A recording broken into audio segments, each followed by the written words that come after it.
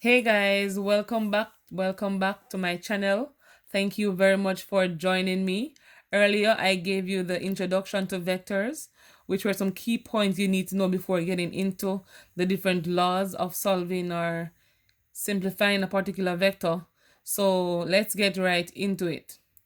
So we need to know that vectors are quantities that have both a magnitude and direction. Magnitude, another word for size. So you need a size and a direction, okay? And so vectors are represented by either a capital letter, A, B, or common letters. Either they're bold, italic, with a line under the bottom or above the top. Different persons represent it differently, guys, so there's no fixed way of it. But once you see it in bold or the line above or below or the arrow above the capital letter, that's representing the vector AB or whatever vector they give you. So guys, in this case, we are given a vector right here, A, B. We can identify the starting point, and this is known as the initial point, and some would say the tail. All right. B is the end point, the terminal point, or the head. So the vector AB has two movements. We have a horizontal movement and we have a vertical movement. So in case we have x values and we have y values. And we know x comes first, then y. So vectors can be written as column vectors, meaning x above, y below. All right, some would say column matrix. They mean the same thing, so don't be alarmed. All right, guys, so vectors, we can have the negation of vectors. So if AB is 3, 4, okay, so we go 3 this to the right and 4 up. BA, we will be changing the direction of this vector. So we'll be turning downward. So we'll be going this way. And so instead of going AB, we're going to go B, and then we go down A. All right. And so going this direction in the x-axis, we're going to be a negative. And so we have a -3 right here. And if we're going down to A, we're going to have a negative. All right. So if you're going down on the x-axis, it's going to be negative. So we're going to have a -4. So whatever AB was, we're going to negate that to get BA by changing its direction, and hence the size or the magnitude is also affected. All right, guys, and so bear this in mind. Let's go on. So vectors can be added using two main laws, and we have the triangular law and we have the parallelogram law. These are two laws, guys, for adding the vectors. They're very interesting, so please stay tuned, and if you want to make note, you can. Remember to leave me a comment and let me know what you think about this. So we have a head and tail rule, guys, and the head and tail rules apply to the triangular law, where you have to join two vectors through addition, where the head of the first vector goes to the tail of the second vector. And so I indicated right here the head and the tail. Okay, so the tail of one vector reaches so this is a vector, number one vector. So the head of one vector starts at the tail of the other. The head of one vector starts at the tail of the other, and the list goes on around. All right, here you see have it in red, would represent the resultant vector, and again the tail reaches the head. Okay, and so this part here will be the resultant vector by closing the particular shape we have here. But we're going to get more, guys, into resultant vector. Just remember the tail is the starting point and the head will be the end point. Let's get right into the triangular law. So the given two vectors that are going in the same direction, either they're both going in the clockwise direction. So then let's consider two vectors. So either they're going in the clockwise direction, okay? Well, the arrow is there already. The clockwise direction, let me call that B. The clockwise direction, guys, or it's going in the anti-clockwise direction, where you have one going this way and the other one would be going this way. All right? So either both clockwise direction going the same way, or it's going anti-clockwise. All right, guys. So observe those two vectors and see where they're going. So we can determine their sum through addition, and this is known as the resultant vector. And so the resultant vector is given by closing the third side of the triangle. All right, guys, so we have two vectors here. The resultant, so since we're going this way, guys, basically clockwise, so to close it, we will go here. And so this point, this line here, will be our resultant vector. For this one, we're going anti-clockwise. And so to close it, we'll go here. And so this will be our resultant vector. And so, guys, resultant vector doesn't apply only to triangle. It applies to more than one vectors. So if you're adding two or more vectors, the resultant is also the closing of it. All right, guys. So here we have 1, 2, 3 vectors. I hope you can see this part. 1, 2, 3 vectors. So vector 1 plus vector 2 plus vector 3. If we should close it, guys, we will have the resultant vector right here. So it doesn't only apply to two vectors. But the triangular law, that's about the resultant, but the triangular law applies to two vectors, A and B, both going in the same direction, where the head of one meets the tail of the other. That's very important to remember. So this is a more detailed vector movement. So here we have two vectors, guys, vector A and vector AB and the vector BC. So the vector AB, so A is the starting point, B would be the end point. So it's going this direction, which the arrow indicates right here. And BC, we're going upwards. So B is the starting point and C would be the end point for the second vector. So we can join the initial point of A and the final point of C to get our resultant vector, hence completing your triangle. So, where's the ruler? So we can join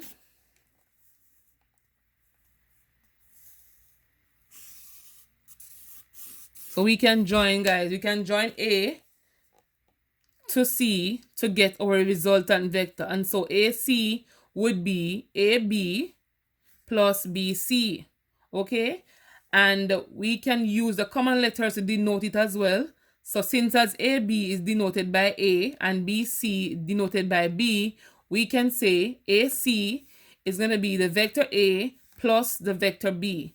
And I indicate it right here. Okay, and so this is known as the resultant vectors. The resultant vector AC, and that's how you apply the triangular law to it. So one thing I made note of, guys, is that they must have the same common point where the head of one meets the tail of the other. So the head of AB meets the tail of BC.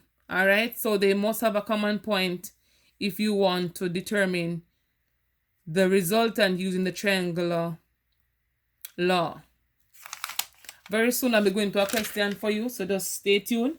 So for the parallelogram law, guys, here, if two vectors are going in opposite direction, meaning one is going clockwise and the other is going anti-clockwise, then the resultant can be obtained by completing the parallelogram.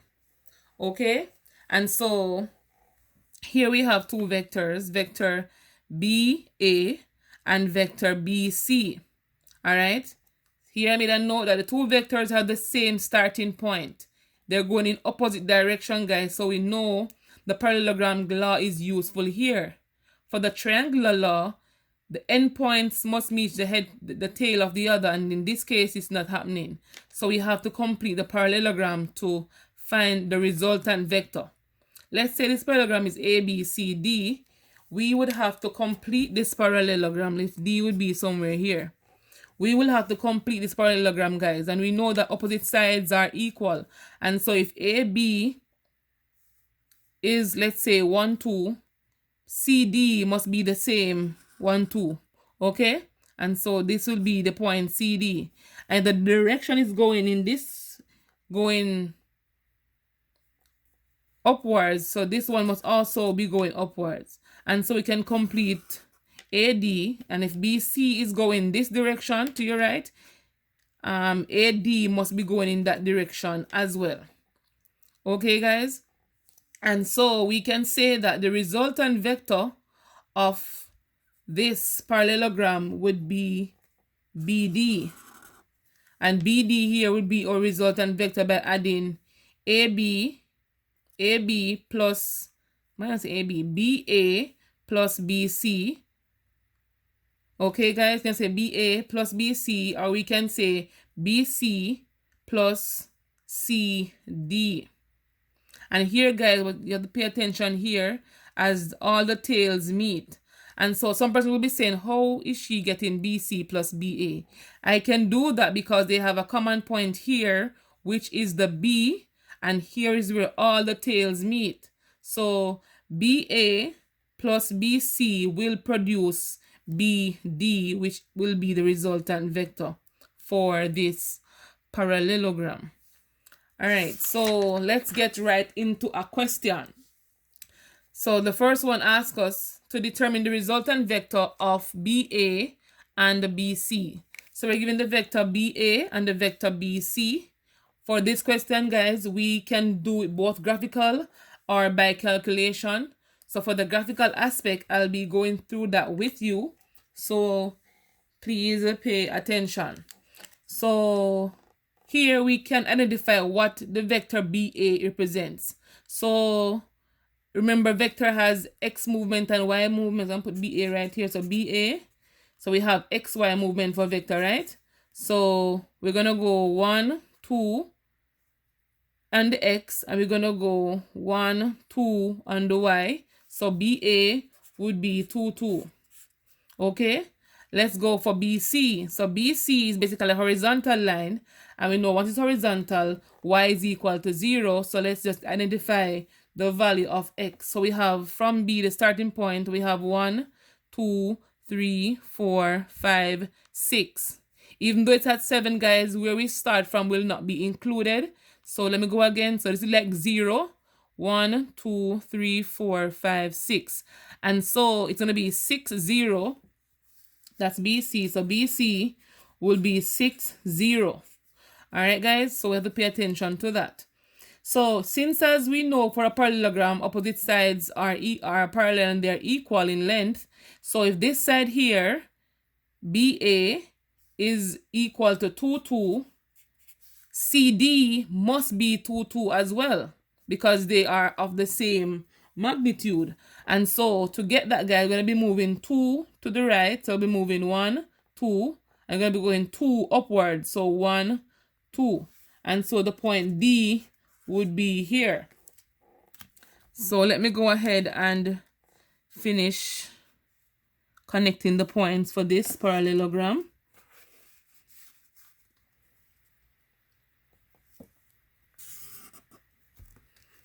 Okay, guys, and here we are. So we know this will be going this direction and that will be going that direction.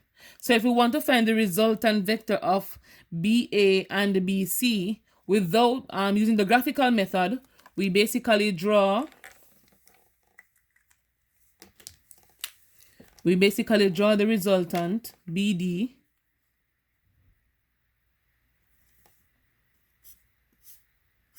If you want to get a solid line, if you want to use a broken line for mine. The resultant BD. So BD, so from B to D, let's do that movement. So we're going to go 1, 2, 3, 4, 5, 6, 7, 8. That's on the x-axis. So we're going to be 8 for the x. And for the y, from this point, you're going to go 1, 2. So the resultant vector BD is equal to 8, 2. Okay, guys, so that's using the graphical method. We can also use the calculation method by addition. All right, so using the two vectors BA and BC, so BD is equal to, we can say BA plus BC, or we can say BC plus CD. It should give you the same answer, guys. How do I know they give me the same answer? Because they have the same starting point, and that's where all the tails meet. So let's go. So BA, we found up here to be 2, 2. And BC we found here to be 6, 0. So let's go ahead and add them. So 2 plus 6 is 8. 2 plus 0 is 2. Let's try BC to see you get the same answer. So BC is this flat line right here. And we found that to be 6, 0. It's right here, 6, 0. Plus CD. CD is going upwards. So we're going to go 1, 2, 1, 2. As we know, CD and BA, they are equal in length, hence they are parallel. And so 6 plus 2 is 8. 0 plus 2 is 2. And so the vector BD is equal to 8, 2. All right, guys, so we can use calculation to do this. And we can also use graphical method. So if under exam condition, guys, you're given something like this to do, you can go ahead and complete it as I just showed you. All right, let's try another one for the triangular. Let's try one for the triangular law, guys. And I'm going to show you how to do a question like that. So let me draw. Oh, sorry about that. Let me draw a quick Cartesian right here. I thought I had this paper up, but it was not done, guys. So give me a sec. Let me just put in the values. And so here, guys, using 2 centimeters to 1 unit. So the first point given is 2, 2. So 2, 2. That's our point A. B is 2, 3, 4. 3, 4. That's our point B. And C is 7, 5. So 6, 7. The 7, 5 is right here. And so we're given the vector AB. So A to B and the B to C. So that's C. So remember, the end point of one is at the starting point of the other. And so, guys, so the resultant vector of this triangle, we're going to join the two endpoints. We're going to join the starting point of one to the end point of the other. So it's A to C. Come on, A to C. All right, guys, and so this will be our resultant vector. To determine this, guys, we can either use addition or by the diagram. So let's determine what AB is. So AB would be go across 1 and you go up 1, 2. So X is 1, Y is 2. And the next point, BC, because remember it's AB to BC, and BC would be 1, 2, 3, 4, and you're going up by 1. So it's going to be 4, 1. Okay, guys, so by calculation, AC is equal to AB plus BC. Okay, and AB is 1, 2, and BC is 4, 1. So we go ahead and we add these two vectors. So 1 plus 4 is 5. 2 plus 1 is 3. If you're asked to use this by calculation, guys, AC, by the graphical method, we do the same XY movement. All right. So let me put it right here. AC, so vector AC is going to be, so from A, the starting point is going to be 1, 2, 3, 4, 5. Now we're going to go up 1, 2, 3. So it's going to be 5, 3. So both of them can be used using the calculation method or using the graphical method. Okay, guys, and that's how we do a question like that for the triangular law. Let's observe one where we are given a multiple choice and a multiple choice condition. So given a vector AB and BC, no, BA and BC, here we see that the tails are meeting, so we know the triangular law will not be useful for this one. We're going to have to use a parallelogram law. So remember, guys, we can choose to complete the parallelogram or we can use the vectors we're already given. So it's up to us which of them we want to use. I'm going to show you both ways so you can have an idea of how to work a question like this. So first I'm going to go the calculation method. And so since they said that the resultant would be BD, so BD is equal to BA plus BC.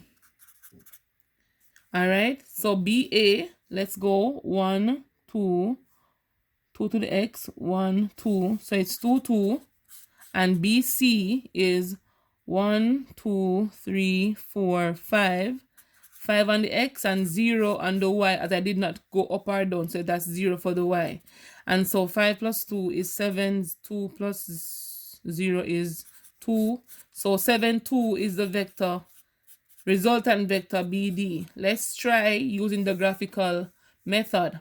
And so guys, remember that BA and CD would be parallel, right? That means they have the same magnitude and direction. So we know that BA, we found it here to be 2, 2. So 1, 2, 1, 2.